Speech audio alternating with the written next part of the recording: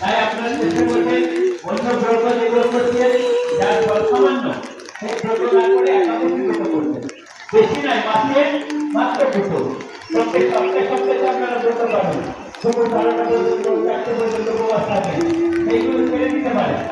সেইগুলো সব কিছুই পান না, কিন্তু ভগবান কৃষ্ণচন্দ্র নারায়ণের জন্য যদি আপনারা এই একাদশী ব্রত করেন তাহলে তারপর আপনারা একটি একাদশী করে বৈকুণ্ঠ ভগবান দিতে পারবেন। তাই মহান একাদশী ব্রত আমাদের সকলের করার কর্তব্য। একাদশীর মাহাত্ম্য পাঠ করবেন একাদশী দিনে।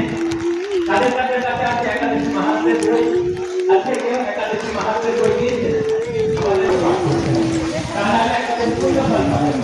আর একটা কথা হলো একাদশী হয়ে গেলে দ্বাদশী দিনে পালন করতে হবে। এই নিয়মের সময়ের মধ্যে